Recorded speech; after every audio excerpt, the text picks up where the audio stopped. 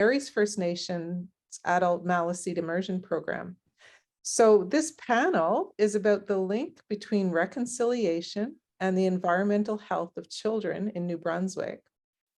And I'm going to ask panelists to discuss what actions that we can do to put into place as a province, in our communities, and in our organizations to move things forward, and what kind of resources exist and the resources we need to raise awareness and educate communities and children on this subject. So I'm going to ask some questions, and hopefully we can get a discussion going during the panel. So Alma, I'll ask you the first question to maybe introduce yourself and say a little bit about the work that you're doing with children.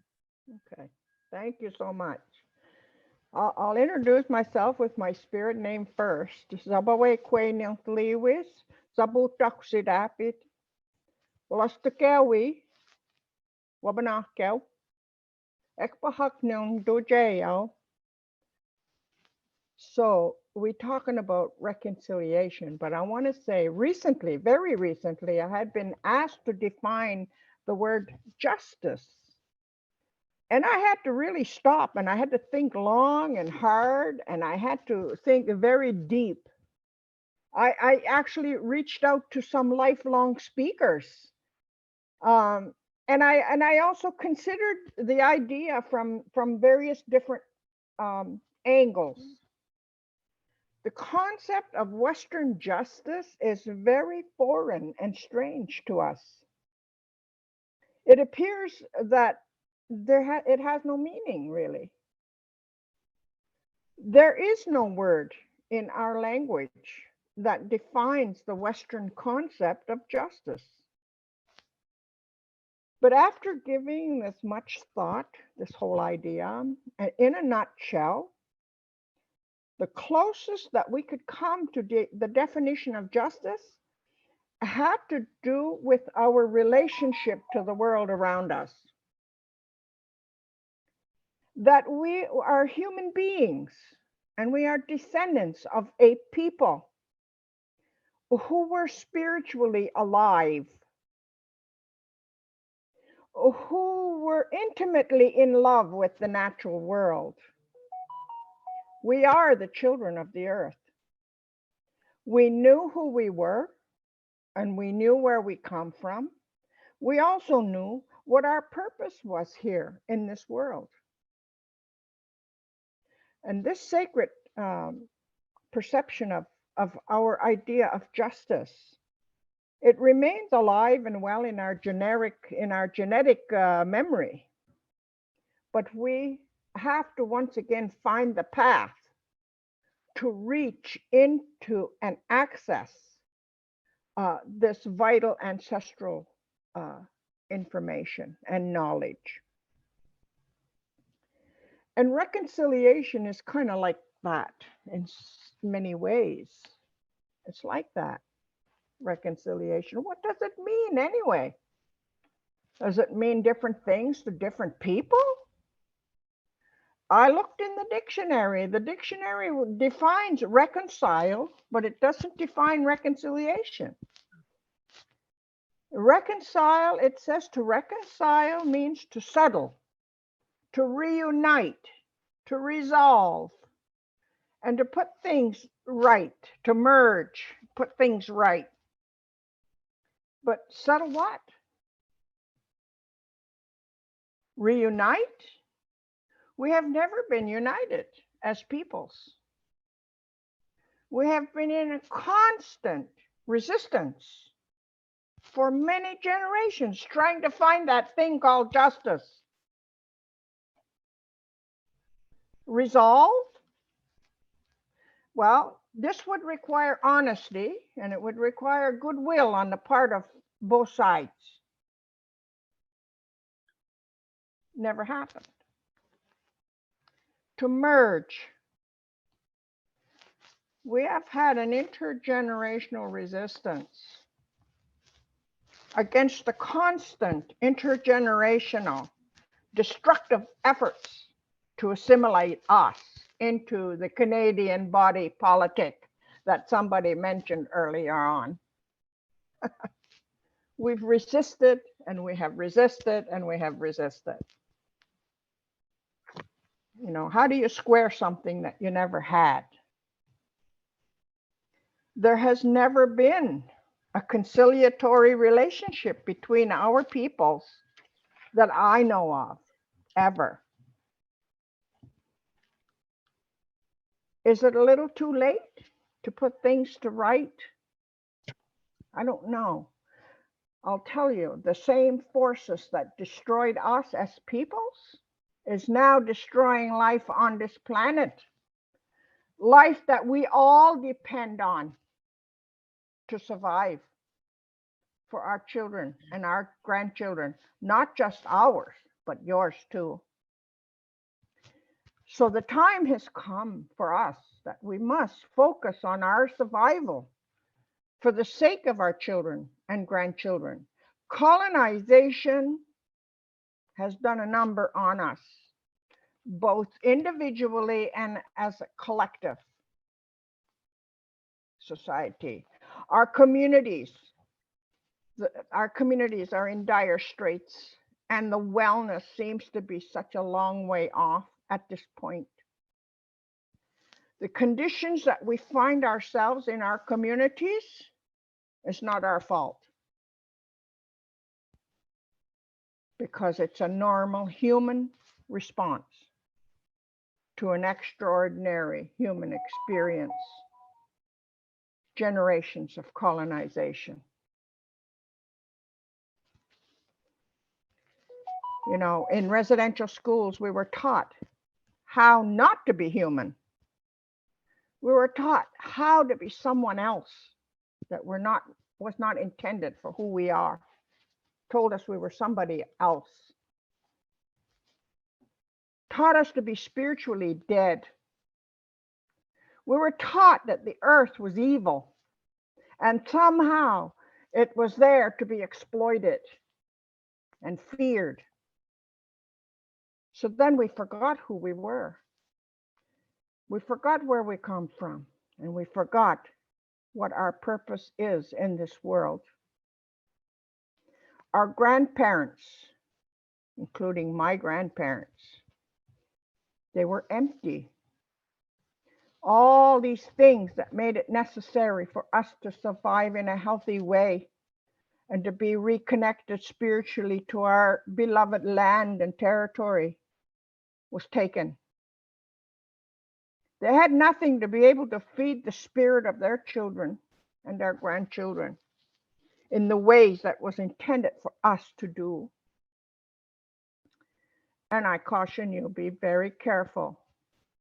We're honored, I am honored, that you find that Indigenous ways are helpful to steer the path and steer the way. But if you simply pick out certain things that you agree with and discard the rest, be very careful that you don't do the same thing to your own children that you did to ours. Identity is important because we carry the genetic memory with us. Our children carry that genetic memory. So we can't, if we try to change that, we tell them one thing and we create a false narrative, it does damage. So be careful.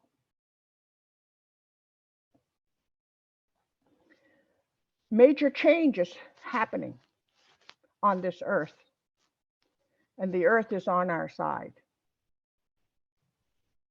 It is amazing how resilient life can be. In our effort to make sure that there will be footprints for our children to follow into the future, and to try to do the best that we can to make sure that life continues on. We have purchased a property, piece of land, because the community that I come from is right in the middle of a city.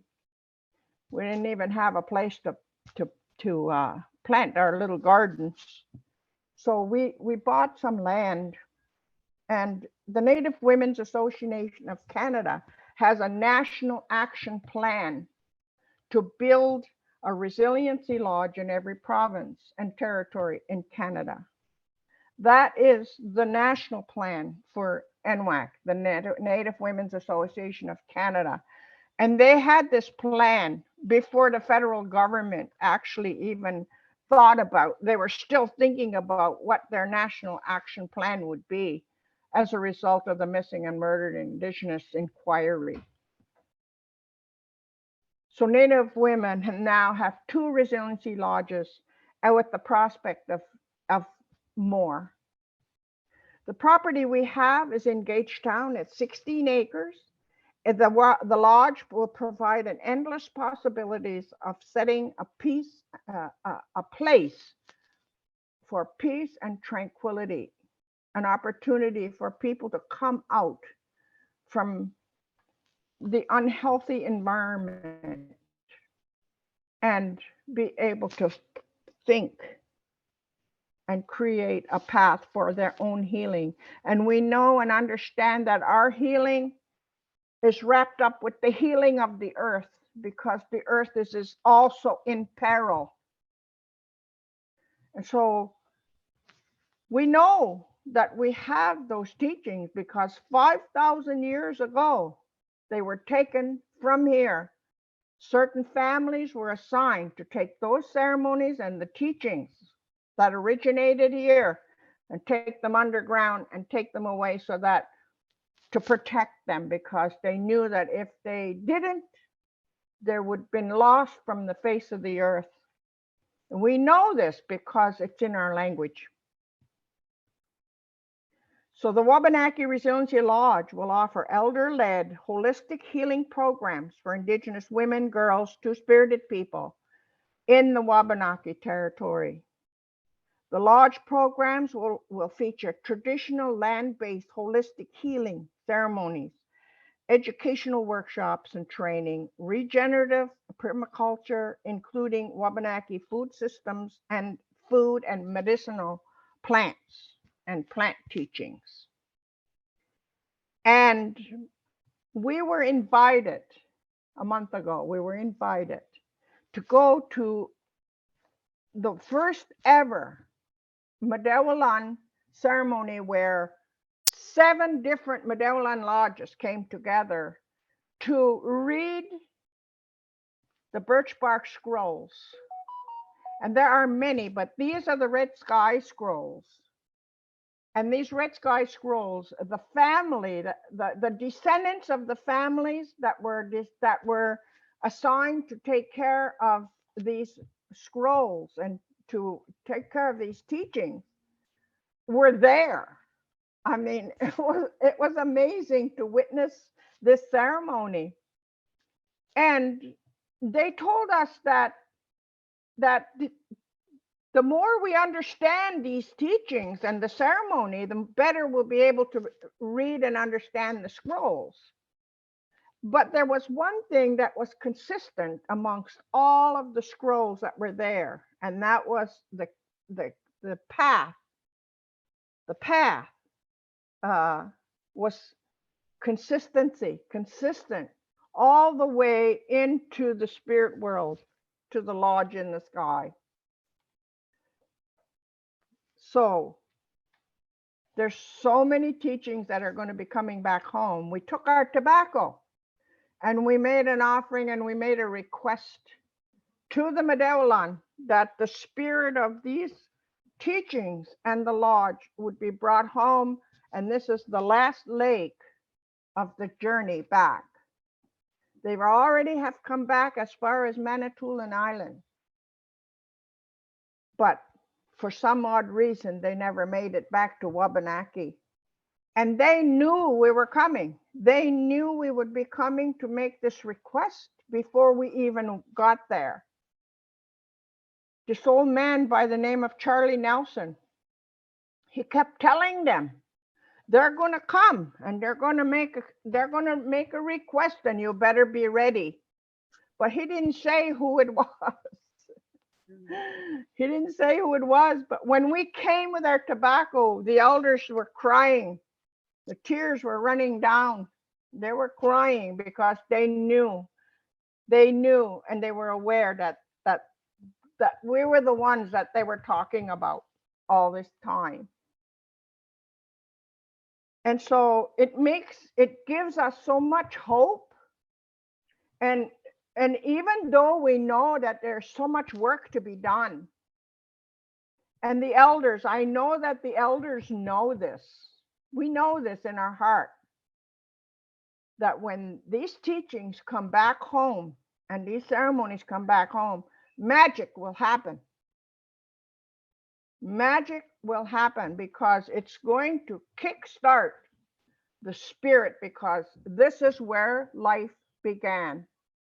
If we look at our creation stories and we follow our creation stories, this is where life began in Wabanaki territory.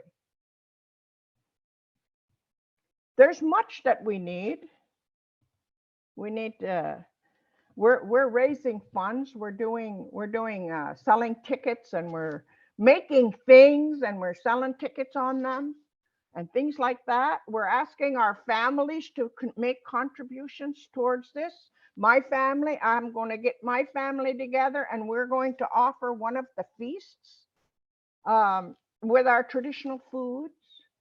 And just the very fact of putting together the lodge is going to bring about much healing and much learning. And it's just something that's there, and it's happening. It's happening. We also, in our communities, the Resiliency Lodge is not a treatment center. We're not equipped to deal with the addictions, but there is a real urgent need for a well-rounded addictions treatment center. The treatment centers that they have out there now are not enough to deal with the addictions that we find in our communities today. There's compounded addictions now. We don't even know what it is they're addicted to. They're just compounded addictions. So we need a big space. We need to be able to utilize some of our land. You have to remember, the land is ours. It still is.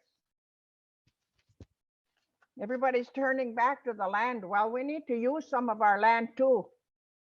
And we need to have our own folks doing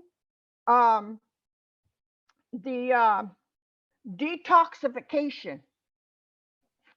We need our own folks that have that understanding of what our people need and require to be able to help them through these kinds of addictions. They can't do it on their own. It's dangerous. It's too dangerous. They could die. So they need help. They need help to get past that detoxification. And we need treatment centers for the young people and for the old people, the adults and the young teenagers and youth, because the addiction is becoming younger and younger. And we have to stop denying the conditions that are in our communities. It's getting to a point where it's very dangerous. And I'm at the point where I'm pleading for somebody, and it needs to be a collective effort. It needs to be a collective effort. And you know, the Indian Act system seems to be working against us, because everybody wants their own separate, trying to do this separately. It doesn't work. You can't bring something into an unhealthy community and expect it to be successful. You know, the government wants to wash its hands of the responsibility for us, and they want to dump everything down into our communities. They want to dump everything. Wash their hands. Well, I say If they want us to take over, that's fine. But we have to heal first. And there has to be a grand effort, a grand effort. And we need people like you to advocate for us, because it's going to take resources to be able to accomplish what's needed. If people are serious, don't just take, give a little bit too. We need that help. We do have an outreach from the university. We have one in our community, a language. Our language on the river here, the Lustig language, is on death row. So there's been efforts made, which are a very good 2-year, it's only a 2-year program, but it's better than nothing. But it's going to take 5 years at least to master any language. So again, that's another area that needs to be supported. But, you know, as a result of just the 2-year program, there have been significant projects that have come out of that. And Lisa Dutcher has an immersion school for little ones, and they're doing it on the land, and so that came out of the immersion program here in the community. So there's been little efforts like that being made, little baby steps. So it is important that all peoples find their path to their original instructions, because in order for there to be harmony and balance in the world, there are certain things that we each were given that are so important to revive. I know that there are people, I mean, just a little while ago, and one of the presenters, I think it was Mr. McDonald, I wrote his name somewhere. He had a background on his thing that said Gaia. That means the earth. Gaia means the earth. And so I know that all peoples were given special instructions that were earth-based and earth-connected. And I know that there are people who practice and have been studying it and have practiced it in their lives, but they're still hiding. And they're hiding because they're afraid. They're afraid that this society, this system that you're talking about will punish them. Maybe they might lose their job, or somebody will ridicule them. But those things need to be brought to the surface as well. And people, the children that should inherit that, should be taught those things, because it's all going to be significant. It's all, in the end, it's all going to be necessary for the balance of life on this planet. That's the bottom line. We cannot live without clean water. We cannot live without the earth in a healthy way. The earth is addicted, just like us. You know, this land that we bought, we have to do testing to see what chemicals are still stored in the body of the land. Agent Orange. I don't know what kind of chemicals they use to grow their apples, but I know that they sprayed their apples every year with chemicals. So we have to see what that and what do we have to do in order to help the land to heal herself while we heal ourselves too. And look at food sovereignty, and our medicine. We still have a lot of knowledge around our medicine. So that's all I have to say about reconciliation today. If there's any questions, I just want you to know that I share this. I feel as though I'm always giving people food for thought. I just hope you realize it's not, it's from the goodness of my heart, not in a mean way. I trying to find a good way to say these things that have to be said. There are things to be considered. I'm not telling you what to do. I'm just saying this. These are the things that need to be considered. And I'm very happy to hear that so many of you are now finally, even though you haven't even scratched the surface, you're starting now to consider the earth as a living, necessary element in our lives. We're not superior at all. We're just a, we're just a you know, what do you call it? We're just one of the strings in the whole scheme of things. Yeah, there are so many life forms out there that there are relatives. There are relatives. Any Thank you. questions? Thank you, Alma. We will have some questions after that very powerful talk. Thank you. I'm just going to ask Donna. Donna, please, you can talk about the work you're doing or get right into, as Alma did, the reconciliation piece and your thoughts on that. Thank you. Wow, Is it's there hard. such a thing? Wow, she's powerful. Don't mess with Alma. But you know, that's what it takes. If our people just kind of like go along with everything and not speak up, well, that's what they've always really expected it and wanted us to do.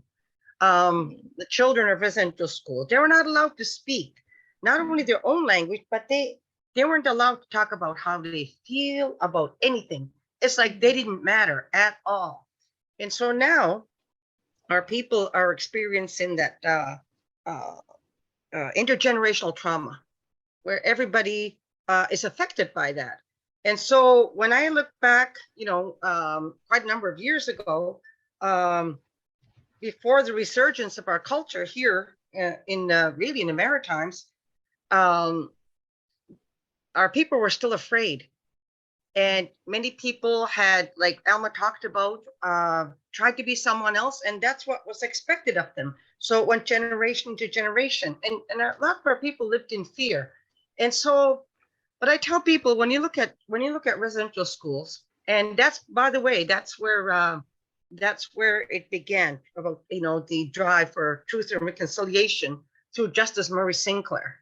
And so it began with the children from the, you know, that were placed in residential schools. And we're still finding out how horrible, you know, the things that were done. It's like, wow, when you really think about, they're still finding children buried all across the land. So they were treated less than human, really. And they wanted to beat the Indian out of the child. They wanted to make us somebody else that we weren't. So my dad had attended residential school from the age of 6 till 16 when his parents died, and he had an older brother, 8 years old, John Peter Augustine, who ended up living in Red Bank, and then his younger brother, who was 4 at the time, Peter Newell. And from 6 till 16, he was in there. Then he ran away, lied about his age, joined the army, and right away they sent him overseas to World War II. It was the last part of the World War II. And he would rather go to war than remain in a place such as that. It was horrible. So, sometimes he couldn't talk about it. He really couldn't. And so I know that before, as many people, I know my best friend, Grace Brooks, she went to residential school, and she told me, if I started to talk about what happened to me, she said, I was so scared that I just would lose it. I would not be able to stop crying. So injustice is imposed upon the children all throughout the land, not just here in Canada, but all across the United States as well. And so when I was growing up, everybody in our community spoke our language. Everybody. We didn't have to write it. And now there's a little bit of conflict about, how it's written. I tell people, don't worry about it. By the way, I'm so happy that you're doing the language immersion for the adults. That is so good, because it's not so much about writing it. When we were growing up, nobody wrote it. We just spoke it. You have to hear it. You have to hear people conversing in the language. And so I'm very proud of you for doing that. I'm trying to incorporate that into this school. I go there, a couple times a week. And there's another Mi'kmaq teacher who really does a lot of the writing. She's actually from Eskasoni, and their dialect is a little different than ours. But we talk to one another in the classrooms, and it doesn't matter if the dialect is a little bit different. It doesn't matter, And I tell our people, don't worry about how it's written. The children need to hear it. And every time I go in, we're bringing that in, because the children need to know that language is very important.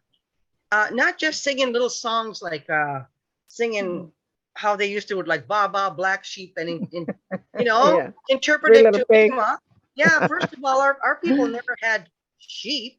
And then I remember they said that they used to teach culture here. And I remember the person that was teaching culture was really against traditional ways. And they would play bingo and stuff like that with Mi'kmaq words, It's not enough. Our culture, our language are so intertwined that you have to include the spiritual component. The most important thing is to know who you are, to remember your identity. Like Alma talked about, your sense of purpose, your reason to be here. That is so vital. And so when I go to schools or wherever, I attended a youth week-long conference this summer, and everywhere I present at different schools. And so to me, I always try to drive it home that you need to remember your identity. I feel everybody should be proud of their identity. And so, and Alma mentioned that here, I want to say, it's almost like adding on to what she's saying, because it's so similar. The Creator placed us here on Turtle Island, North America.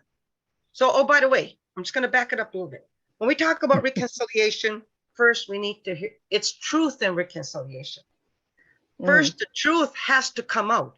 And so when you look at the history of what has happened, in the past 500 years to our people, since contact, it's not, some people just want to turn their eye to it, and it hasn't been taught in schools.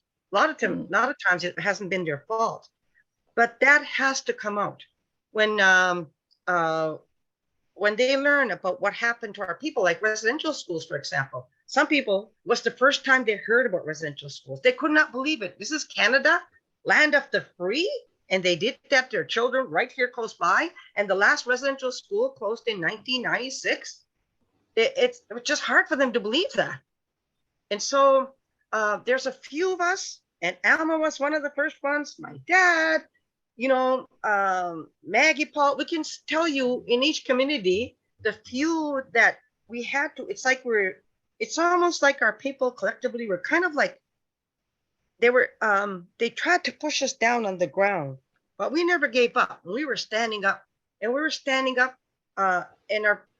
teaching our children, our youth, our people, even the adults, that when we stand up and take pride in our culture, who we are, we teach best by example. Not so much what we say, they watch us.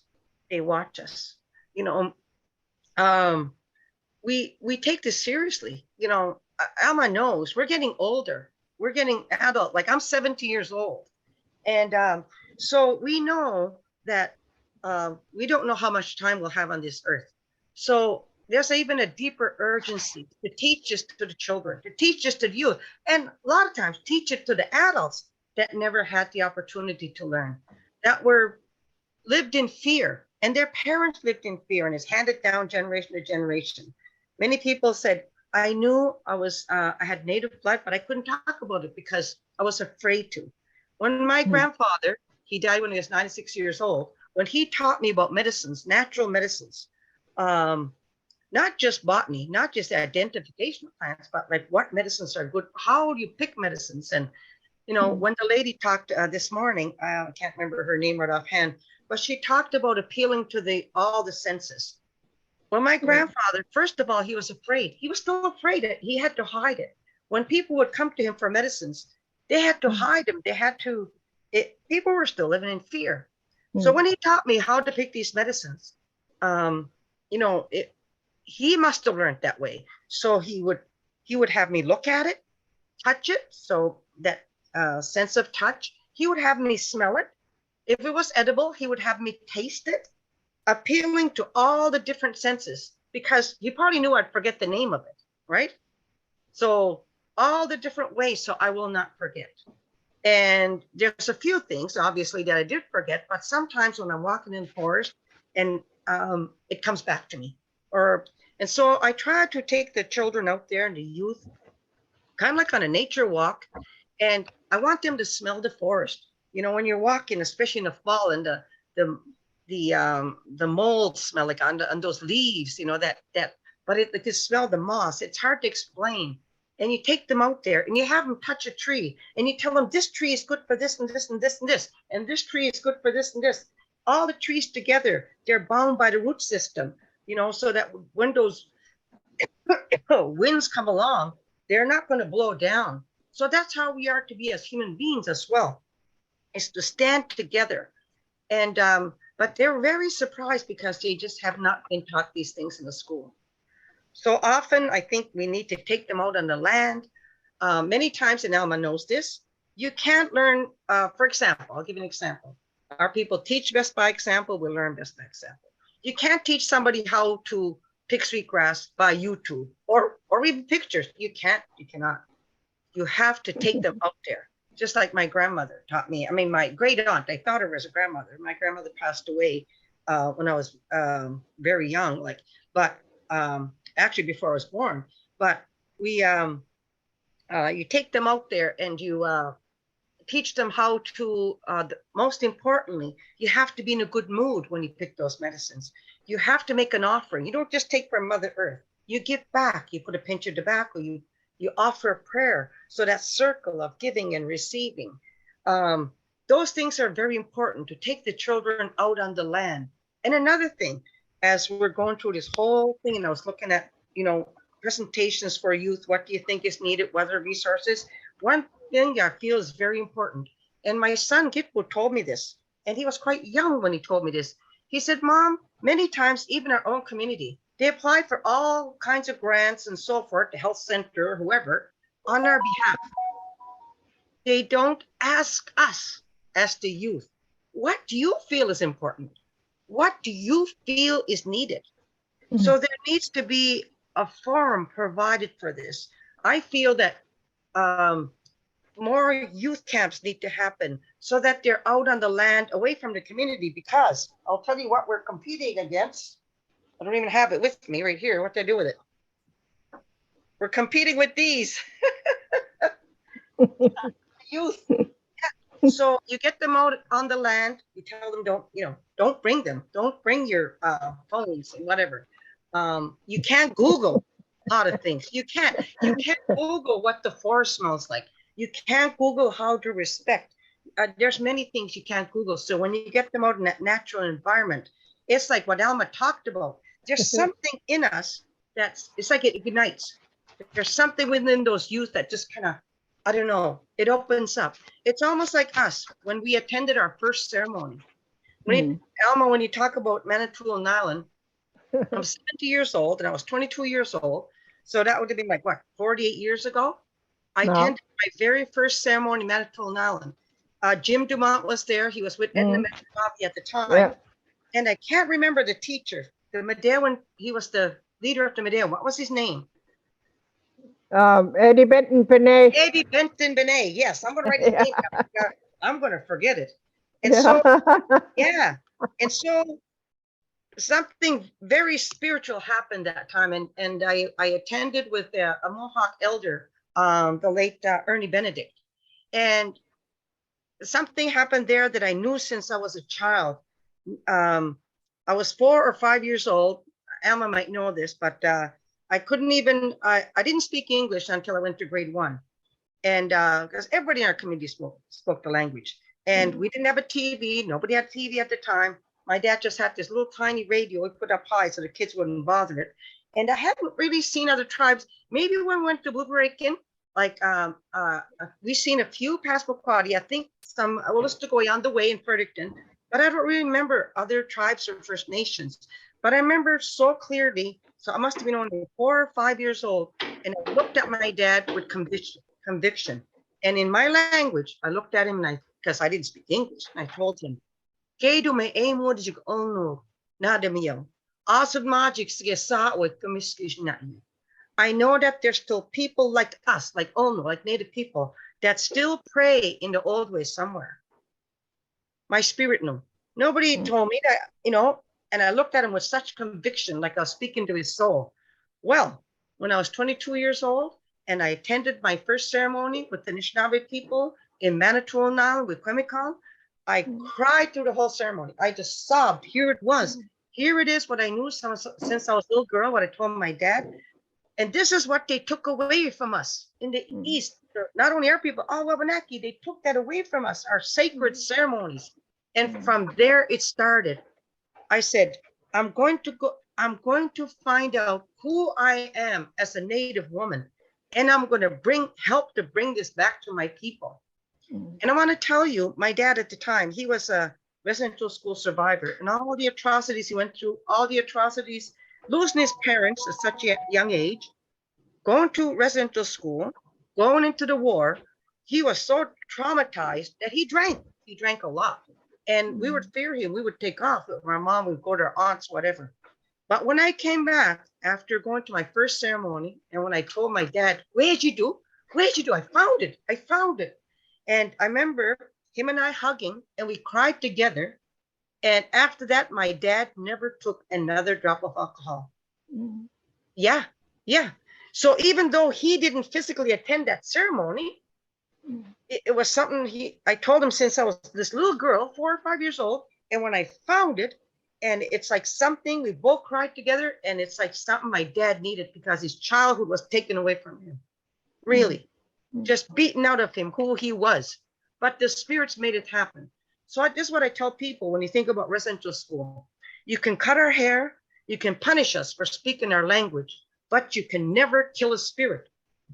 I'm proof of that. I know I've seen it in my own life. And since that time, since I was 22 years old, 48 years, I've made it a point to go try to encourage our people to remember who they are. Never imposing. Even my children, I have 7 children, one's in the spirit world now. My children have been brought up with ceremony. We've been all over the place. Medicine people have come to my home. I've never once forced my children to attend a ceremony. I've never once pressured them to dance at a powwow or anything because my dad didn't have a choice. I always want to make sure, to me, life is about choice. And so, but they know about that spirituality. They know who they are.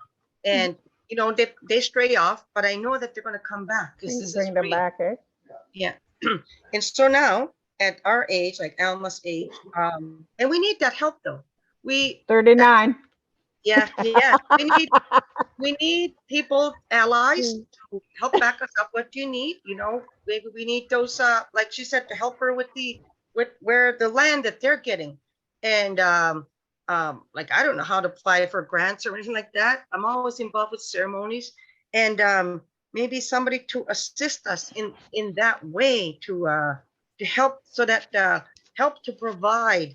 It's like build it, they will come, kind of, and to make places and have more youth gatherings, like week-long gatherings, even for adults, have retreats. We need those. And so I'm just so grateful now that we have people that are willing to become our allies, to develop those, help develop those relationships. Because when we talked about justice and injustice, there's been an injustice imposed upon our people for hundreds of years. Really, that's an injustice. When you steal a child from their mother and you punish them for speaking their language, it's so inhumane, and they called us savages. I hate to say it, but sometimes I have to think that we were not savages. We lived off the land. Even when I was a little girl, everybody shared with one another. somebody would build a boat or something. Everybody would help. Everybody shared, everybody. And those are the morals and values. When we go back to our way of life, that's exactly what it is. It's not a religion per se. It's a way of life based on spirituality. So people can come to our ceremonies, but we need to get strong within ourselves first. And it's kind of going off the lines, I guess. I didn't know what was expected of me today, but I did. But I did all that tobacco, you know. And I'll tell you, all of you, you're speaking to two very strong women. Really. And Alma knew my dad, and my dad was always proud of Alma. And so, you know, her and Maggie and people like they're the first defenders. They're gems. They're gems. You know, people like her and a lot of elders. They're like walking libraries, really. And so we need to learn from them, and we need to preserve what is ours. We need to educate our children so they're not afraid, so that they can be who they are. And what comes to my mind is powwow. You go to powwow, everybody can go to powwow. And Native people, we're so, our children, we just kind of let them run around. You know, when there's certain dances that are featured, the little ones will come out. They don't care if it's women's traditional, men traditional, jingle, whatever. They just come out and dance, and everybody just lets them. There's not so many rules like we have to eat at 8 o'clock in the morning. Because I've been to Europe, I'll tell you, and I think they plan what they're going to have for breakfast 2 years from now, 8 o'clock in the morning, and they're not going to change it. But our culture is different. Our way of life, our worldview, it is totally different. And so there's a lot more, we afford a lot more freedom to our children. And now we're living in really scary times, you know, like Alma talked about, all these influences of drugs are coming into our community, and it's everywhere. It's everywhere. So more than ever, we need to connect to the land. And we don't even say environment. Environment is not a strong enough word. I've heard it said that we are the land and the land is us. And as Indigenous people, as Native people, we have a very strong inner sense of responsibility to take care of the land. And a lot of times people are saying, oh, look at those Native people protesting again. But a lot of times it's not protesting, they're taking a stand. What happened here in Rexton when our community here went to Rexton and stood up against fracking? Then the local community start to realize, gee, they're not just standing up for El Sabucto, where they live. They're trying to protect our water here too. Oh, absolutely. Because when important decisions are to be made, we're told we have to think 7 generations ahead. Not just how it's going to affect our children, our grandchildren, our great-grandchildren, but 7 generations down the line. What's this land going to look like 7 generations from now? Are they still going to have safe water to drink? So when they go and they're coming in, they're fracking.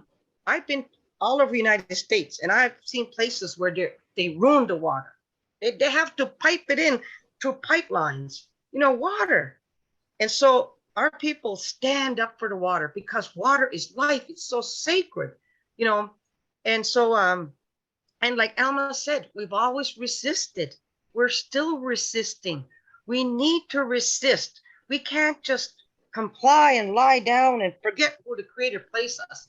Who the Creator made us to be. He didn't. If anything happens here, we can't go and move to Europe or China or Africa, whatever. The Creator placed us here in Turtle Island. So everywhere we walk in North America, Turtle Island, are the remains and the ashes of the ones who went before us, our ancestors. And so we truly believe as Indigenous people that the spirit of our ancestors watch over us. And our ceremonies are proof of that. When we raise our pipes to pray, we offer that pipe to the Creator. We offer that to the spirits of the ones who went before us because we know they watch over us. And so if anything major is going to happen here in North America, what we call Turtle Island, our people will be guided through dreams, through ceremonies, because we're still following the original instructions. Even though they tried to take it away, we're still doing our ceremonies. Yes, we might have forgot a lot of songs, some things are forgotten, but deep inside, we always remember who we are. Whew. So it's so deep in our hearts. You know, there has been an imbalance. Like when you look at the ego, right? So our people, there's an imbalance. Our people, we have to reach farther down to bring them up even to par, just to remember who they are, to take pride in who they are. You go to powwows, these young people. I want to tell you that when traditional ways started come back here for my community, and I'm sure Alma will remember this as well. A lot of the older people that were indoctrinated into being really Christian, they made fun of our ways, and like, I know they would laugh when people would like to smudge coughing and all that. They just didn't understand. They just didn't understand because they were made to feel our ways are bad. Our ways are, their ways of the devil. But what happened when they saw their children, so adult children, sobering up by going to a sweat lodge, they're like, wow. And going to ceremonies, they're like, wow. Then what truly hit home, when they saw their grandchildren sobered up by coming to the sweat lodges, by going to ceremonies, they start to realize, wow. So now there's a difference, even in this community, when there's Thanksgiving feast, when Easter, when the family gathers, the elders now will even like light sweetgrass for everybody. They're starting, they know deep inside, it's like a subtle remembrance of who they are. And they're starting to go to the powwows. They're starting to smudge, and it's needed. It's needed because we must never forget who we are. Because when you forget who you are, you don't feel a purpose to be here. And that, like there's so many suicides that happen in our communities. And a lot of it is fueled by alcohol and drugs, but just that sense of I'm not good enough. And everywhere I go, every classroom, even if it's non-natives, I tell people, yes, you are good enough. You're good enough just the way you are because the Creator made you. You're perfect. You're perfect the way you are. And I always share so that they will understand, like to give that example. I always say, my most sacred gift from the Creator are my children. Nothing else can compare to give me millions of dollars, whatever. No. And I have 7. One's in the spirit world now. We just passed away in August. And I lost 2 grandchildren this year too.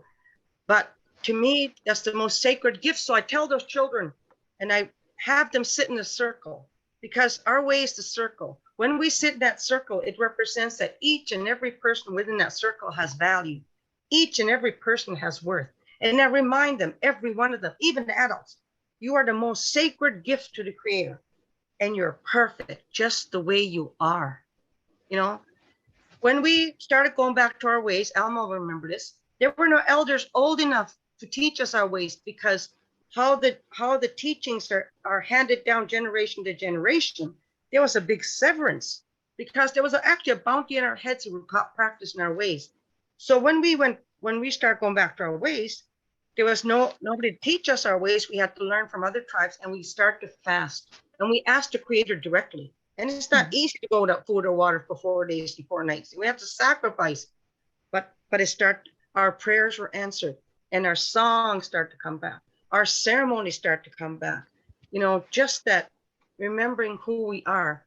And through prophecy, because ours is an oral-based tradition, it's not written, we're told through prophecy, one day Mother Earth will be in trouble. When that time happens, we, as the first people of this land, are to open our doors for our ceremonies and our teachings, to invite them inside, all the other races of man inside, to teach them again how to get connected to Mother Earth. Because from the beginning of time, everybody had those original instructions. And the late Albert Lightning, Buffalo Child, he was a medicine man from Hobbema, Alberta. He was one of my most influential teachers. And he would say, it's just that some have got a bit disconnected from their sacred fire. Now look back, first contact. We welcomed them. We nursed them. We fed them. The ones that arrived, many didn't make it. They were dying of scurvy and rickets, and our people shared our medicines, shared our food, shared our knowledge of how to live here on this new land. But the ones that did arrive were already a bit disconnected, because you know what? One of the things they forgot was the respect for women. And here, the women, our people, have always respected the women. especially the elders. There's a deep respect for the elders because they have earned that right to speak. And we're like matriarchal society. So the women were always honored. And still to this day, you know, we don't step all over the men and so forth, but really there's still that respect for women. And so there's a lot that our people have to teach. The respect for the land, the respect that the earth itself has a spirit, that those trees have a spirit, the water has a spirit, and how everything is connected. These are the teachings that we have a lot to teach. We really, really do. And we're guided by a spirit. We're guided by a creator, you know, because we request that. A lot of times we're just physical human beings and we don't know the answers to many things. But that's when we light our smudge. That's when we offer our tobacco. That's when we light our pipes. That's when we do ceremonies and the answers come. And it's hard to explain. It's not, you're not going to get it as a phone message but the answers come in here. Spirit guides us as what we need to do. And really, I want to remind people how our ceremonies are really strong. And Alma must know this too, that sometimes, you know, the doctors say, oh, this person, we can't do anything more for this person medically. Our people do ceremonies and that person lives. Not always, because maybe it's their time to go, but oftentimes our ceremonies are very strong because we're very spiritual people. We're very spiritually connected. Oh, gee, I talked a lot. I think I better give myself a little break here. Alma, we never even gave our moderator a chance to say anything. Hey, we're just getting started, Donna. They Yeah, accepted our tobacco. They accepted our tobacco. They'll be here in July. Oh, good. You have to come. You have to come. I'd love to come. Invite me, Alma, because I want to remind you. I'm going to. Yes, of everything that happened in Manitoulin Island. Many things happened there. I want to share that. Yeah, yes, they're coming. Yes. They're coming. Okay. Yep. And I think I have to talk a lot. I mean, share a lot because I know I have to leave pretty soon. But and I want to tell you too that our people, we talk about how we feel in society today. People are, you know, they're not encouraged to feel, like, especially, oh, big boys don't cry. But with us, our emotions are considered very sacred. We need to balance the 4 parts of ourselves: the physical, spiritual, mental, and emotional. And if we don't, we're going to get off balance. So when we cry, it comes from deep down where truth lies, my dad would say. Don't hold it in. We cry when we're overjoyed. We cry when we're sad. Because if we hold it all in, we're going to get sick. And what helps us with that is our smudge. We smudge. When we smudge with our medicines, we allow anything that no longer serves us, or any angry or worry. It's like we symbolically ask the creator and the spirit at medicine to take that away from us, so that each day we start anew. And I want to tell you something that that was really a tradition in our way. New Year's was not exactly January 1st a long time ago, but I remember when I was growing up, so they adopted January 1st because that's when New Year's is. But our people would come together, I remember, at the old hall, and the whole community was expected to come together. I always think of that on the Grinch, the Who's, but everybody would come and they would make circles in the old hall, like a big circle, then another circle. There are many. Everybody was expected to come. And what they would do, everybody, just before midnight or at midnight, everybody would go around shaking everybody's hands. They would have big feast later, everybody brought the food. But when you shook that person's hand, usu banane, you're shaking their hand and you look at them in the eye, and you're it's like that connection of you're asking almost like their forgiveness, and they forgive you. So that everything that might have happened in the past year, you let it go by shaking their hand, and you don't bring it up again. You completely let it go. So our ancestors, when you think about it, knew about healing, because, you know, otherwise PTSD and, you know, all those things, we didn't need psychologists. We had that within our way of life, within our system. So we would let go of everything. So those are the things that I still remember. I was a little girl and I remember that. And if you didn't see everybody that night, the next day, everybody would visit one another to make sure you got everybody in the community. You could not leave anybody out. You have to go shake this one's hand, that one, that family, that all over. And that was beautiful. this is what the Creator, gave to us, that forgiveness. So New Year's was a time of forgiveness and just letting go. Not so much forgetting, but just letting go. So you really do start that new year with a peaceful spirit. And so when we like to smudge, that's kind of like every day we like that smudge. We let things go, worry and all those anger that we might have had yesterday. Let it go, let it go and start that new day and give thanks when that sun comes up in the morning. Give thanks for that new day and give thanks for everything that the Creator has provided for us. I feel that the most important word in any language is how to say thank you. So, okay, back to Alma or back to Susan. Well, then I will say thank you. Yeah. There is a question. There's a question in the chat box. Okay. Oh, I didn't see that question. Yeah. I saw, and there's several questions actually. there's The word, they want to know what the word Medawalan means. Medawalan in our language, it means the same as Medewiwan in Ojibwe. Medewiwan are the spiritual leaders, and the Medawalan in our language, the church demonized our words. So we actually have to even decolonize our language, for heaven's sakes, because they demonized our words. They told our people that they were witches and that they were evildoers and they would hurt people and all of this. And people became afraid of our Medawalan. Our own people became afraid and turned on them, turned viciously on them. So we've had to reclaim our words. We had to reclaim our words. Those are our medicine people. Medawalan, those are the spiritual leaders and our medicine people. They're the ones who were carrying those very powerful teachings. And the church didn't want that, of course. They were doing everything they can to assimilate us and make us like into somebody else. They wanted us to turn into Christians. And we couldn't very well be Christians if we believed in believed in our own ways. So they had to destroy that. They had to destroy everything that we believed in. That's what Medawalan means. And did I answer your question there? Go ahead, Donna. Go ahead. And I just want to add too that the root word is Medawan's, Medweg, something that's difficult. So they chose a path that they knew was not going to be easy. I just want to add that too.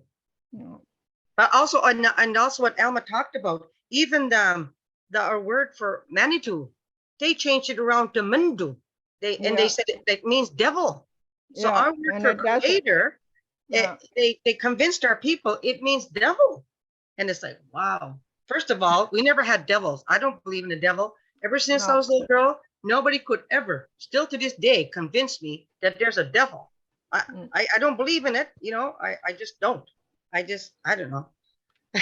And I found out later it was an artist's interpretation of the most scariest thing that they could, scariest depiction that they could use to put fear into people. Well, and I'm not fabricated concept. Yes, and I'm not trying to put anybody down. I respect everyone, but for me personally, I just don't know. But they took our sacred words and they turned them into something that was, they made it look like it was awful. Yeah, and that we were awful. We were horrible. Okay, I have. So, another question was, how can we contribute financially to the lodge and the Gakim in school? Can I just say something? If everyone puts everyone in the question, then we'll all see it. I think they're sending those questions to you only, Alma, because I can't see those. Oh, I see. Okay. So everyone, just put everyone, and then we'll all see the questions. But please, Alma, just go ahead. It's got everyone in. It's got everyone on here, so I don't know. Oh, the person who's putting it out has to put everyone? Yes. Oh, I see. Okay. Yeah. Oh, I didn't know. I Oh, didn't know. Anyway, Alma, it was a great question. Go ahead and answer it, please. Well, some of the things we're doing here is to sell tickets. We're selling tickets. We're selling tickets on items, a basket. The school, our language school here, is what they did was they make things in the afternoon. They make things themselves in the afternoon, and so they filled a basket and they sold tickets. And this was before Christmas, and they raised $3,000 just selling tickets on this basket. So those doing things like that, maybe having a supper or having holding events, various different things like that would be, and raising funds that way would be really. What we're raising these monies for is that in July, we're going to be building this teaching lodge, this Medellin teaching lodge. And the Medellin from out there are coming. They're coming, and they're going to show us how this lodge is function. They accepted our tobacco, and they're going to help us. These ways are not, like Donna said, these ways are not something that they can just hand you or that you can read in a book and learn that way. You have to, there's a process. And the process is within the lodge. The lodge itself is teaching. It talks about the path of life. It talks about the various different times within your life that there are changes that happen. Our children need to know these things. So this is what we're bringing back home. These are the things we're bringing back home, and it will be elder led. And that was the reason why I said to Donna is a very well-known elder in our territory here. And she's been around the block a few times. So it's very important that we gather our elders and our teachers and bring them in, because they will be leading the way in this lodge. So I don't know if that answered the question, but do you know if there's a link anywhere, Alma? Pardon me? Like a link or a website where people can buy the tickets? Oh, there is, but I don't have it with me right now. And I don't know really how to get that to you. If you had a network, you do have a network. And if I had an email address or something that maybe your network could put Yes. the information out. It I'll, could go. I'll email you and Ron. Okay. Pardon me? I will email you and Ron. can you include me in that Okay. too? Can you include me in that too? as well? Absolutely. Perfect. Okay. Yeah, So that'd be great. Mhm. I had some questions, but I'm just wondering, since we're getting questions from everybody here, if we want to open it up, maybe that would be the best thing to do. So what you can do is you can put your questions in the chat, in which case make sure your chat is on everyone. Or if you want to click raise hand, I will see that and I can call on you, and you can just ask your question. However, Can I just make a suggestion before Yes. that? It'd be really nice at some point if we could all gather someplace. Maybe as soon as the weather gets good, maybe we could gather someplace outside, but have a big tent or sit in a circle, and that way people can really ask, we'll light a smudge. Yeah, it's just so keep us in the loop, and we'll, to begin to discuss what we're going to be doing, right? I see a big yes from Okay. and said, yeah, that's great. And some hearts. Wonderful. Alma, maybe the lodge that I'd heard about before, and thank you for sharing more information about it. Yeah. Will there be any of, Donna just mentioned the possibility, let's get together and gather. Is that the kind of thing that could happen at the lodge, or is that for like more? That is, but we're in the developmental stages right now. They're refurbishing. There's an old farmhouse on the place, a beautiful old farmhouse, and that's being refurbished, and they're so slow. I mean, it's been 3 years. We've been waiting 3 years. They've gotten 2 guest houses that are not finished, but they're in the process of, building those.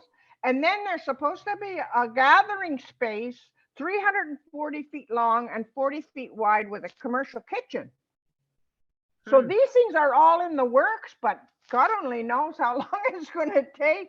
Once they finish the house, we could host some smaller gatherings. I don't know if 20 people would fit inside the house because the rooms are small, but we could certainly have gatherings of like 10 people at a time. I mean, so, but, I don't, Okay, that's what I mean. It's like we're in the developmental stages right now. okay. The lodge, yeah. Mhm. Or maybe somebody else could find a place someplace, Sure, I'm Yeah. sure Yeah. that could be, Yeah. I think that's Indoor space. an indoor space. Yeah, that's a Yeah. great. Yeah. Yeah, because it's so cold out now. We had Yep. 2 teepees. We had 4 teepees up, and 2 of them, when we had that big high wind, 100 miles an hour wind, blew 2 of them down. Oh. Yeah, it was Um, a real strong wind. A lot of my roof shingles flew off. Really? That Yeah. was a wicked wind, yeah. Yes. So it broke about half of our poles and ripped some of the canvas on our teepees. So I Oh. don't know if we'll be able to, salvage them or not. But 2 of them Mhm. are still up and they're fine. So Mhm. I just want to, you know what, everybody, I have to leave because Yeah. I have to get that prescription. But you know what? This tells me the conversation needs to continue, mhm. right? We can meet by Zoom again or whatever. In person will be Thank you, better, Donna. but if we, right? Thank you Yeah. so much, Donna. Yes, Thank I have to you. go. I wish Thank everybody you. all the best and bye. Bye, Thank Alma. you. Thank you. Thank you, Thank Doug. you. Okay, Yeah. well, that's See you soon. up to Alma, I have a question for you. Okay. Um, Okay. What are the kinds of things that you find when you're engaging with children, either your own children or grandchildren or any children, that really makes them kind of light up and understand, get excited about life and about connection and connecting with the land? What are some of the things you like to do with them that really kind of help them do that? I'm not really working with small children right now. Mhm. I have grandchildren, I have great grandchildren, but and their parents, when they, like what many people here, presenters said, when they take them outdoors, as some of the little ones there. Like I think about one little fella in particular, Weston. He loves outside. It doesn't matter how cold it is. He'll be out there. Doesn't matter. I mean, so, but as far as your question goes, I'm not really engaged with small children that much. Mm. I've been working down at the Resiliency Lodge, and it's been an effort of mine since the 70s. So it's been a long haul and trying to get this lodge going, and I'm working with medicinal plants right now. This is where my focus is right now. So we're trying to develop a program whereby people from our community can come and learn about the medicinal plants. One of the things is that, and they can bring children. They can bring children to learn as well. But New Brunswick is saturated with glyphosate and saturated with other kinds of chemicals. And so it's very dangerous for us to go out and forage in the wild to gather the medicinal plants because we don't know where they have sprayed. Mm. And so what a part of what we want to do on this property is to go out and bring those medicinal plants that we know of and bring them there and plant them there and see if we can get them to grow there to protect them, so that we'll have a source. We'll be able to know where to go and get them, and they'll be without glyphosate. So that's what I'm focused on right now, and at this time in my life. Which is such important work. It's such important work. Yeah. What kind, I can imagine, you mentioned that, you were at the lodge. I'm not sure where it was. What is it, on Manitoulin Island? Last year, and some elders from the Medewan are coming here now. That was in Winnipeg. That gathering was held in Winnipeg with the birch bark scrolls. Okay. Yeah, they had the birch bark scrolls. That's what they told us. That was one of the messages that came very loud and clear, is that these scrolls opened the doorway. And so when we brought our tobacco, they knew we were coming. They knew that before we even got there that we were coming. But and they accepted our tobacco, and we made a request. And so in July, they're coming to help us to put this lodge together. One of the things I've heard of from some elders here is the importance of the Wabanaki territory being the eastern doorway. Yeah, the eastern door, yeah. And Yeah. I'm just wondering if you could just say maybe a bit more about that, and how that, the importance of bringing people back to health by thinking about the eastern doorway and what it Well, in our teachings, this is where life began. This is where the plant world, the plant relatives, came out of the ocean and came onto the land millions of years ago. And they know that. And this has been in our teachings. It's been in the creation stories. So we know that if life began here, this is where healing must begin. It must begin here in the east, in the Wabanaki territory. And it'll probably, I think once that spirit is ignited, it will, I think magic will happen. I think things will move very, very rapidly, because there's not a lot of time. The earth is in peril. The earth is in peril. So it'll be interesting. I'd like to see the non-Indigenous people bring forth to the surface and talk about it and share in it their original instructions. And I was happy to see that sign that said Gaia a little while ago. That's the first thing my eyes, I noticed it right away.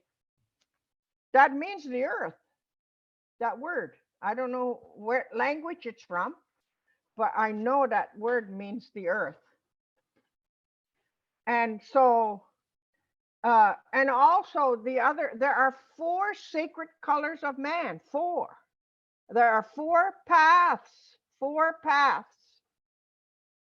that were given instructions at the beginning of time. And it's the reason that was done is so that we could share that with each other, so that there would be balance and harmony within the human family. We each have a purpose in this world. We all have a purpose in this world. It's very important. And I know the earth is in peril. We don't have a lot of time to fool around. And individually, we have to start thinking in a collective way. We have to get back our collective consciousness. Even our people, we're losing it. We're losing that collective consciousness. And it hasn't been that long ago since we had it. My Mother's Day, they had it. Mhm. When they said our people, they understood what that was, what that meant. It meant something. Now it's like they're forgetting who they are.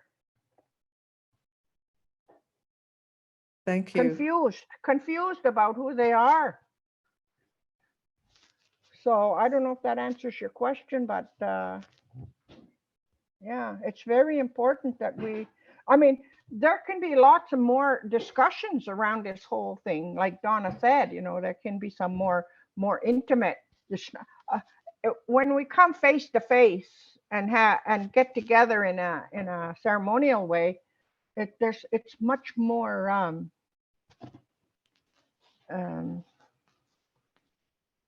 I think the spirit connects more or something than through the machine here.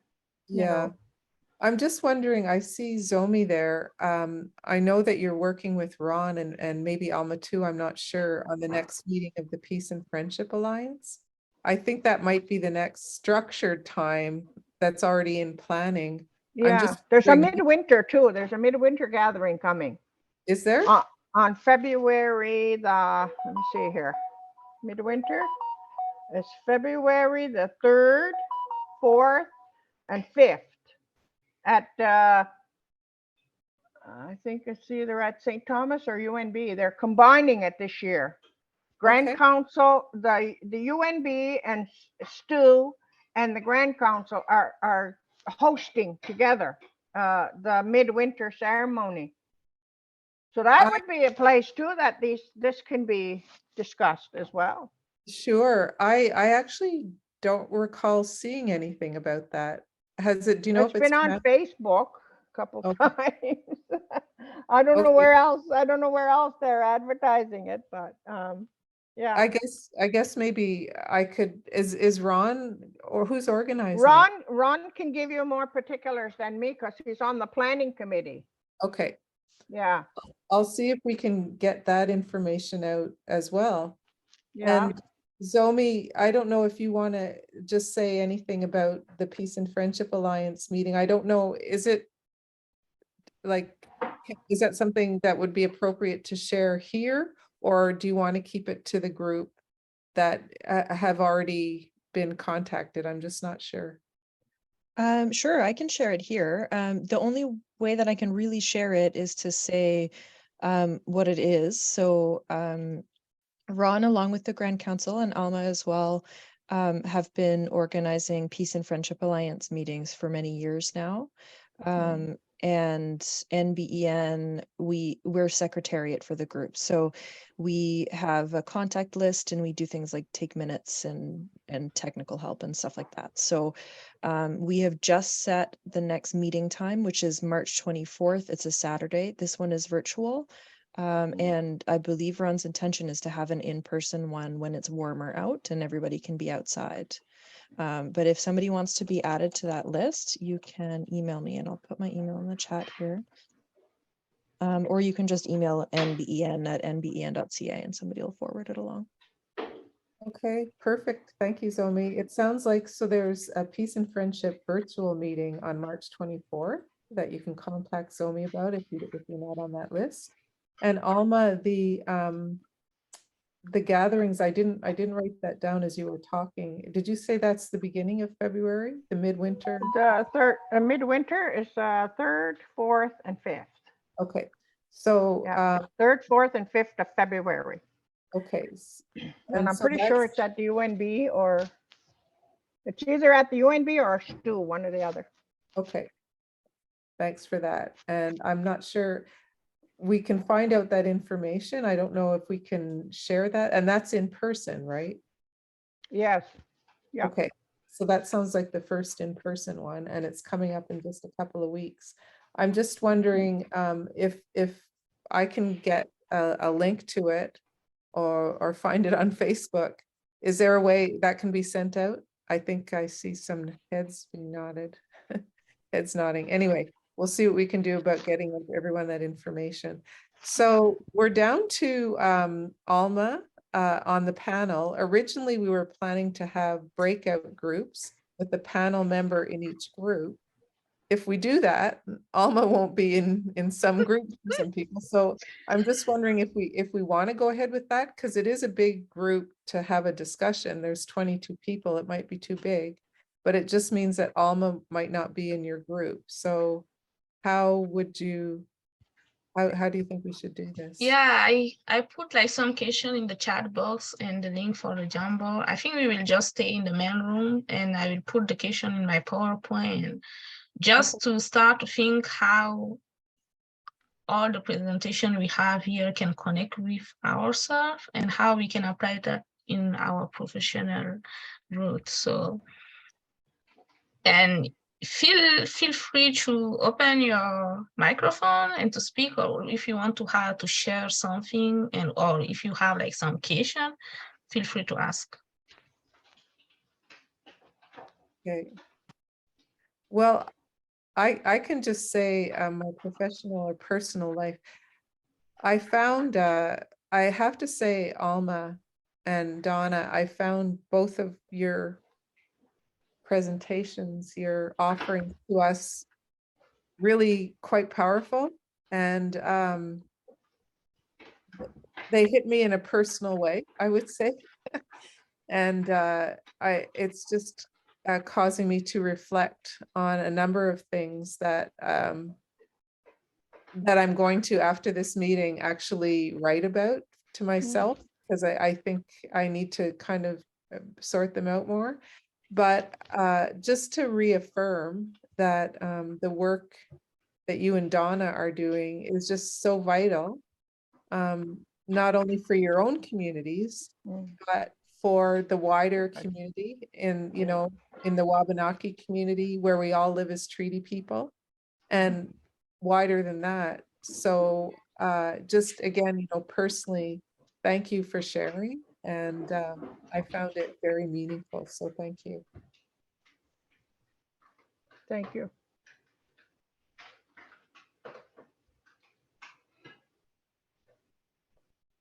I think in terms of the questions that Sadia put there, what will I do differently in my personal or professional life? I think what I need to be doing right away is just listening more deeply. I think, you know, that's something we all get so busy, you know. I'm unusually, this is my only Zoom meeting today. You know, normally it's like one email after the other, one meeting after the other. And I can tend to kind of, you know, just kind of zip through things and not really deeply listen to people, especially because I don't often go to in-person meetings now, it's all online. And so that's really gonna encourage me, I think, to just think and listen more deeply moving forward in how I communicate with people. So there, maybe someone else can talk about what you learned today and how you'll take that forward in your personal life.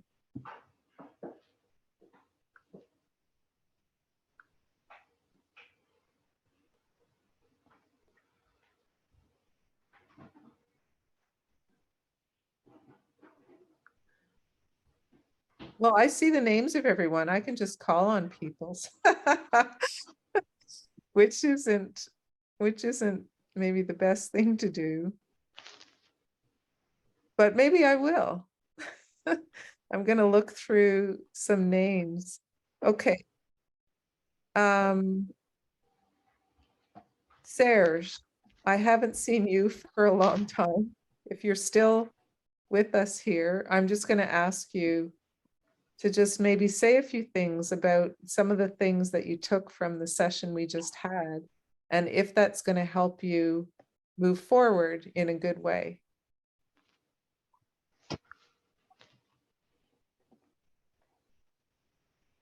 Sure. Well, thanks to Alma and to Donna. I live in Kokang, and I've been not originally from here, but originally from Manitoba. It's always interesting to hear from Winnipeg, where I grew up. And I know in the work I've been doing with the school, we've had the honor of receiving Donna's visit. So Donna visited 3 of the schools in our area. It was going a few years back now. And it was with, you know, different presentations, different school groups, different ages. She talked a lot about the trees. We had a tree nursery project going on, so that was a really nice link. She spoke about, you know, the importance of the different types of trees in terms of medicine, in terms of spiritual connection. And the cedar tree was definitely the big winner. So that afternoon, when we went out to visit the tree nursery with the students, they all wanted to have that cedar to bring back home to care for. So cedar became the hit. She sang and she danced, and then everybody sang and danced with her, a great big circle of steps and song. And so this was a few years ago already, and just more recently, I guess, in the work that I talked a little bit about earlier today, in terms of doing the exploratory walk of our watershed. Well, with one example, what's missing is an Indigenous perspective, and having maybe the courage to reach out to an Indigenous community member who has that generational link to the place. And I'm honestly not sure who that might be. You know, there is an elder who lives in our community. And a colleague of mine knows her fairly well. So I think so I've been thinking about, well, it may be simple as, like we invited Donna to come and speak at the school, is to sit down with that individual or another or a group and asking, you know, how can we continue this conversation with the students in grade 6 who are getting to a stage where they have a link to nature, they understand our impacts on nature, on the natural world around us, and who are questioning decisions that we've made historically, and how can we continue to act in a way that supports Mother Earth from a very specific daily and local perspective. So that's in preparing for funding applications for upcoming projects, that again thought came up, and started writing it into the project proposal, but didn't have a contact or a reference person. So I think that's an indication that I'm in a position to do that reach out now. So how can this project help the further relationship? How can it help education in terms of what we do on a daily level? And also, how can it help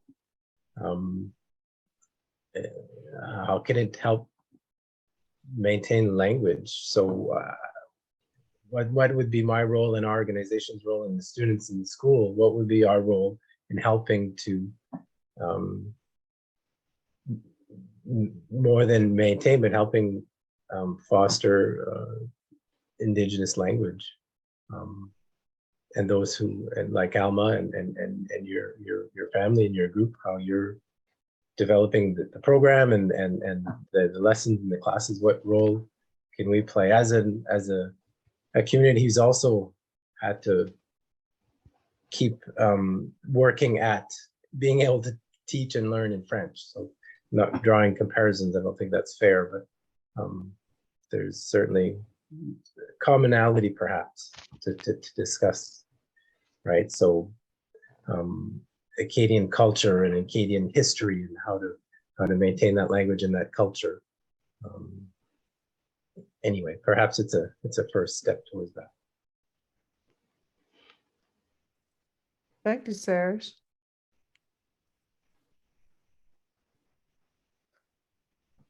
Thank you. I'm going to go through some names, and Alma, you can come in whenever you want, of course. Let's see. Celine, I haven't seen Celine in a long time. I don't know if you're still on here. Whoops. If you are, maybe you could. I am. Hi. Wow. I there's so much to take in, and many things. So there's no nothing will be organized in my thoughts right now. The give part is super important, I think. I think we don't do that well enough as settler people. We take too much. So how can we be better at giving back?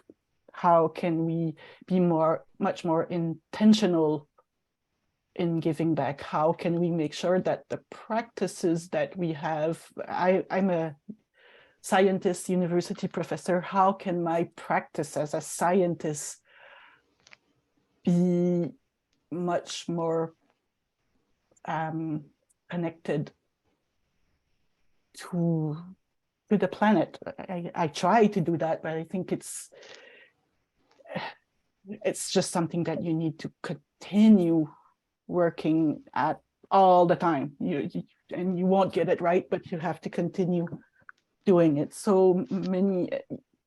Thank you very much, Alma and Donna, because your powerful voices, they go deep, they go inside, they talk to our soul, they talk to our heart. And that we need to do that. We need to hear that. We need to, and yeah. As I say, no organized thoughts here, just thank you. It does have profound impact on me every time that I get to be in these circles, and that's why I said a big yes to in person, because we need to have that spiritual connection. In person, it's much harder on the screen, but I guess you did come through though, because I was a bit wet. I think in time, I think things will begin to make more sense as you have time to process the information. Mm-hmm. It's a lot to take in all at once. So you will find that you will be processing for a while. And if you ask, put it out there to the universe, put it out to the universe and ask for clarity, ask for understanding. And then keep your ears and eyes open for the answers, because you'll get them. Thank you. I'm going to call. Creation will respond if you ask. Thank you, Alma. I'm going to call on Rhonda. I'm picking on people I don't even know now, but Rhonda, I saw you were actively engaged in the chat, so I'm guessing that this had an impact on you too. Well, as a person who teaches nature connection, it's very careful on how I teach that, and making sure that I, like down here in St. Stephen's, like I try to talk with the Indigenous community here and make sure they know what I'm doing, and that I'm doing it in the right way. But the one thing that I've just started doing, and I think Alma, you spoke a little bit about it in reconnecting with your Indigenous roots, in that I am actually on the journey of discovering my own Indigenous roots of my ancestors, so I can find out who I am, and that I can be in a better place to teach the children and to make those connections and those relationships with people of different cultures and with the Indigenous communities and things like that, which I think everyone should be doing. And but I, as being a teacher, being on this conference, coming at it maybe from a different viewpoint, in that just making sure that how I'm presenting and teaching things is and doing it the right way, and not just using Indigenous language because I don't know that language. And so it's really hard to use the right words in the right contexts. So I'm hoping that will eventually we'll be able to work with the Indigenous communities to collaborate on some teachings together. And the resources that have been here on this conference, I didn't even know about. So it was really eye-opening on some of the Indigenous and reconciliation resources that are out there, that I'm intending on incorporating it into some of the teachings, and so that I can do it more in a more positive way, so that it's not the doom and gloom all the time with our youth of the state of the climate crisis and everything, and giving them more of a empowerment that they can do something by connecting to the land and finding your place in the world and in your local community, so that not only are you taking, you know, whatever career choice that you decide that you want to take, that you're always taking into consideration what your impact on the land and in the environment is going to do. So that's kind of like where I'm coming from, and from the things that I have taken away from this talk and Alma. And it's like, we need to hear your voices more, so that we can check in with ourselves and in our colonized way of thinking, and so that we can change it. That's another journey that I'm on too, is to decolonize some of my ways of thinking.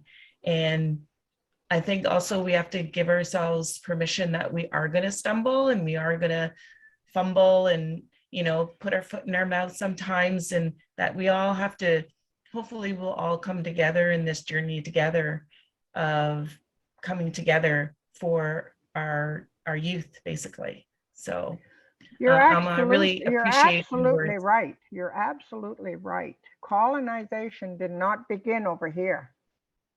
Colonization was very well established by the time it came to our shores.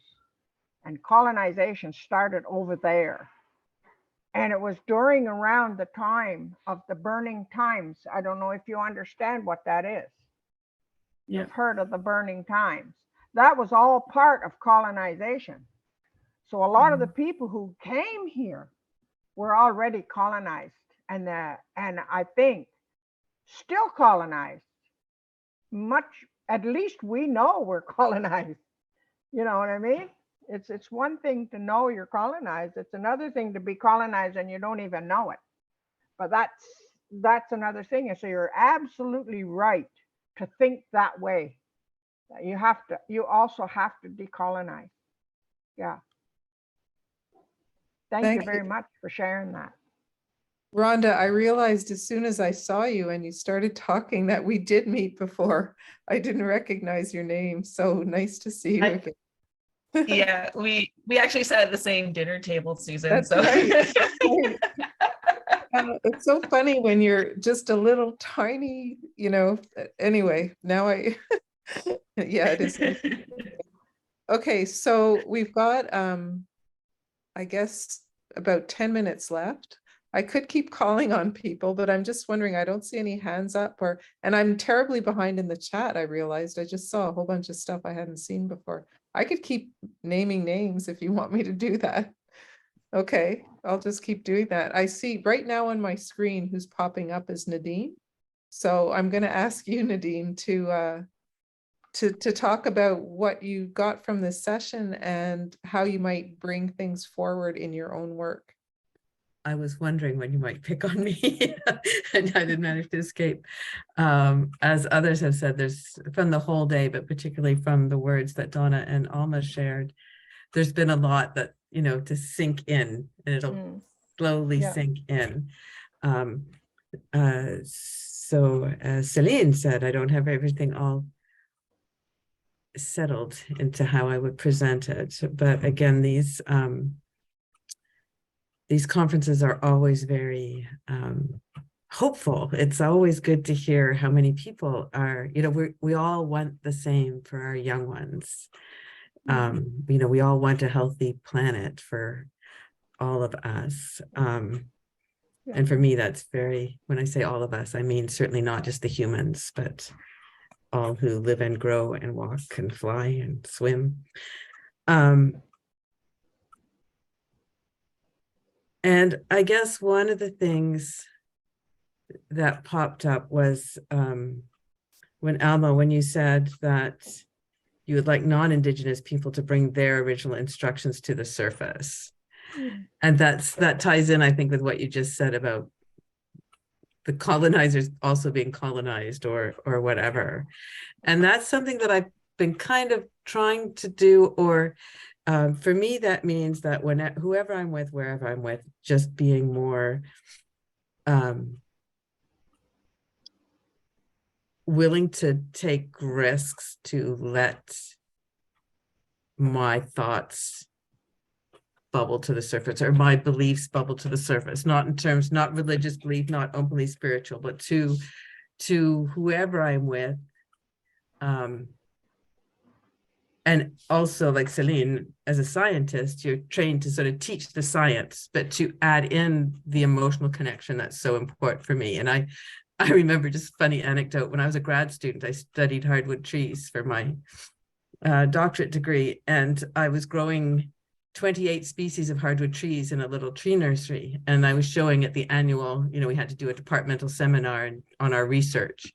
And I showed the picture, and I referred to them as, look at these cute baby oaks, these lovely little seedlings that were growing and just becoming oaks, And I was laughed at for sort of being emotionally attached to my research subjects.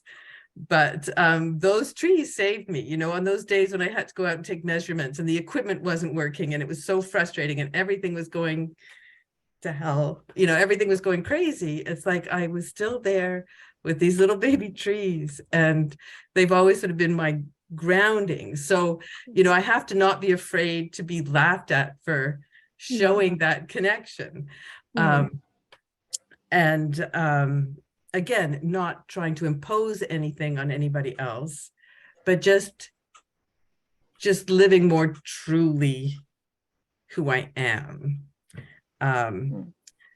So that's one thing. And again, the thought of intention, and really, I think we live very hurried lives, and we're rushing from place to place, trying to get all this information out that we're tasked, to share, and just to really step back and focus on the intention and to really reach deeply, as again, someone else said, to reach more, whoever we're with, to reach them at a deeper level. So that's where my thoughts are right now. But I always learn so much from you and Donna and Ron and others, and look forward. I'm very excited. I'm so excited for you that the group is coming and you've got this lodge coming, and I would love to help out in any way that I can contribute, because that's just such good news for all of us. Like, thank you it's so really, much. it's just making me shiver. I know. Thinking of it. It's very, very important, and it's so exciting. Yeah, very much so. Yeah. Magic.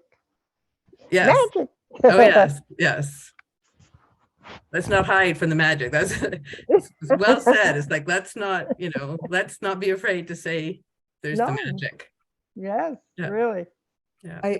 I see we have a break scheduled in just a couple minutes, but I just want to turn it back to Alma before we break. If you have any final thoughts you want to share with us, or. I think so much has been said already today. I'm just honored that I was invited to come and participate with you. And I learned a lot today. This is a totally different group than what the network was a few years ago when I attended some of their conferences. It seems like it's organized differently, and I'm happy to see that the focus is on the earth. This is what I got out of this conference today, is that there's a new, or I don't know if it's new, but there seems to be a focus, and that is reconnecting children to the land and the spirit of the land. That is very important. work. Yeah, it really is, because we don't have a lot of time. There's a very small window, short window of time that we have to turn things around, if it's even possible. But I mean, climate change is here already. There's already been a great loss in species on the earth already. They're gone. I try to look at things in a way that the chaos that this whole thing is created is, there's a reason for it, I think. And if it wasn't for chaos, there'd be no change, would there? Mm.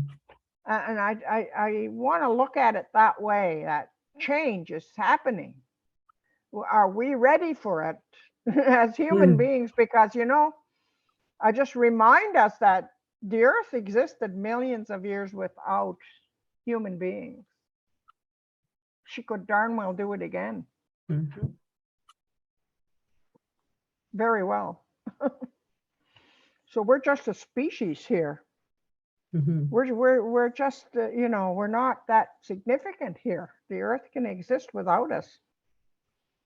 And if we don't, you know, we were told in our ways that we have to be grateful to the earth. We're not a superior thing.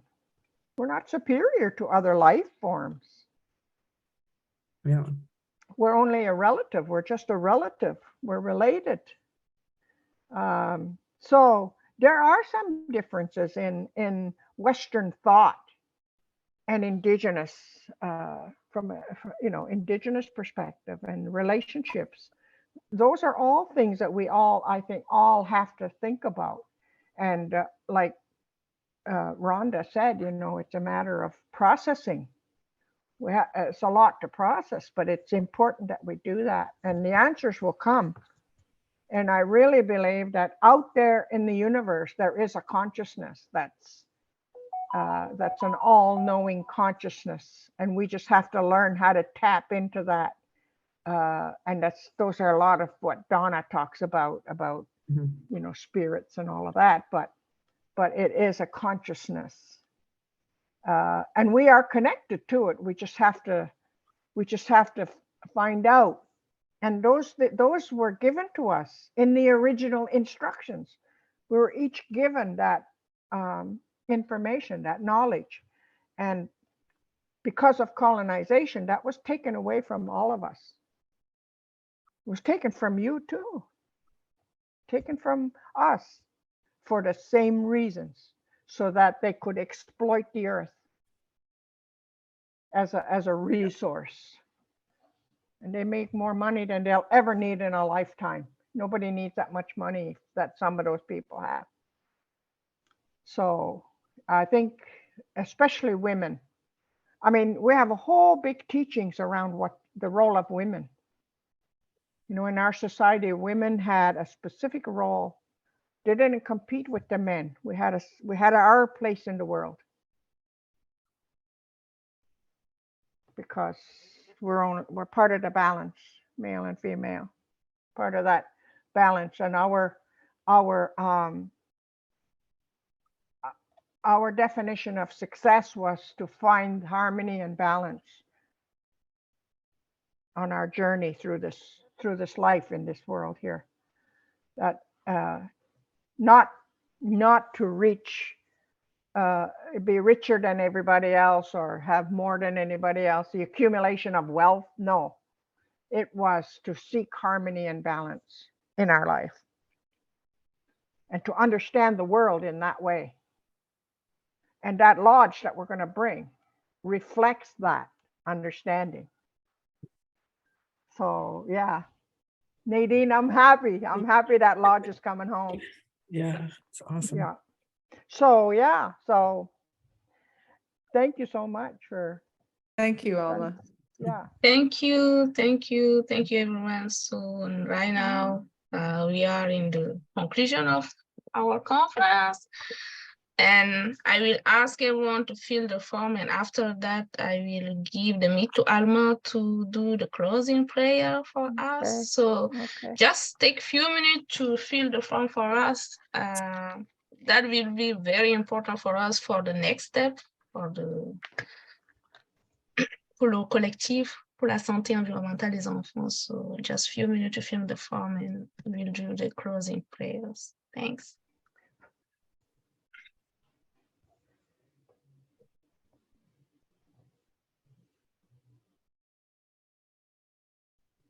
What's happening right now? Yeah, A quick break. Oh, a quick break? Is it? A quick break, and then everybody can come back a little bit refreshed for the closing. Oh, okay. Okay.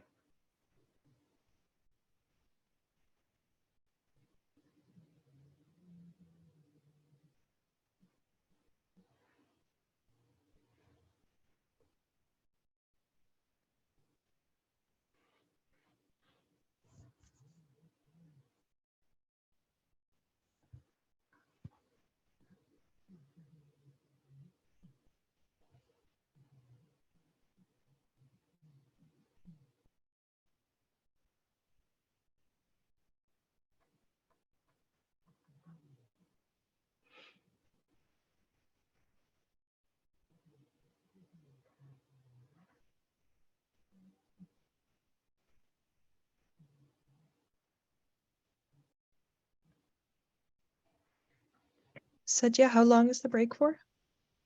just 5 minutes.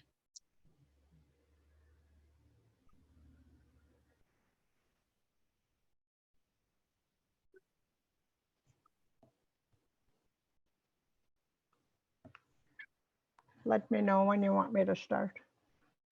Yeah.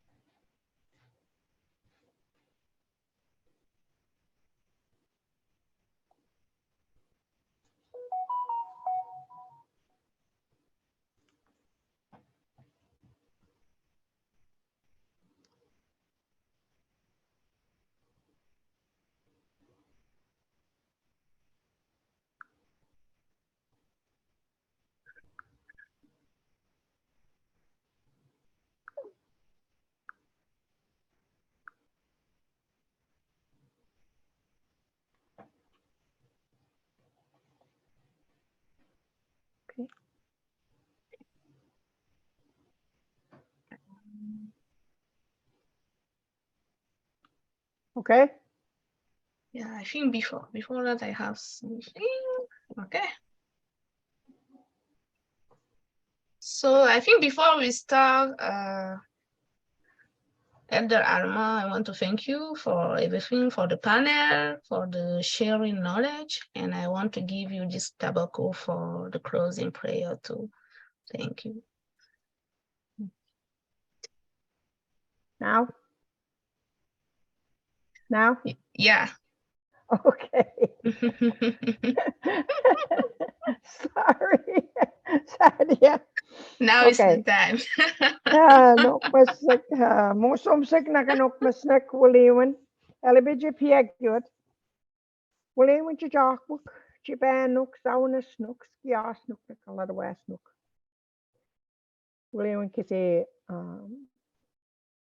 Squabazik, Lamio.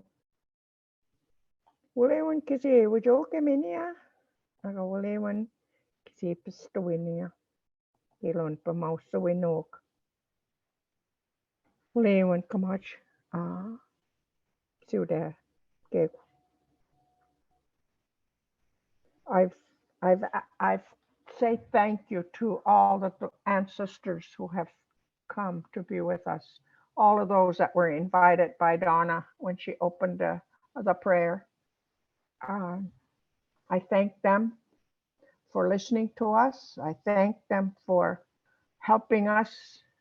Ask them to clear our vision in our hearts and everything to just be able to see clearly where we're going. And I asked them for their help during these difficult times. Take care of our children and our grandchildren while we do this important work. Keep them safe. And that they have come from the 4 directions to help us today. I acknowledge that.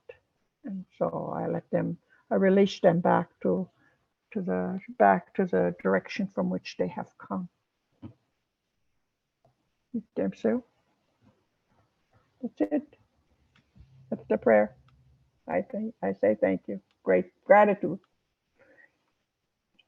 Thank you. Thank you for everything. This is a very amazing panel for us. On veut remercier comme chacun des participants, chacun des présentateurs, all the speakers. So this day is very, very amazing for us. It's like we can see our next direction and have you with us, Alma, Donna. And now I think the next time we will meet in person to continue this wonderful conversation. So, je tiens vraiment comme à remercier tout le monde. Puis, c'était une longue journée. Ça a été déplacé à la dernière minute à cause de la tempête. Mais vous étiez comme présents. Puis, on est content de vous avoir avec nous. Là, c'était un petit groupe, mais je pense que c'était un groupe qui était vraiment instructif. Et puis, c'était une très belle conférence. Donc, je vous remercie tous. Puis, je vous souhaite une bonne fin de journée. Merci. Merci tout le monde. Thank you everyone.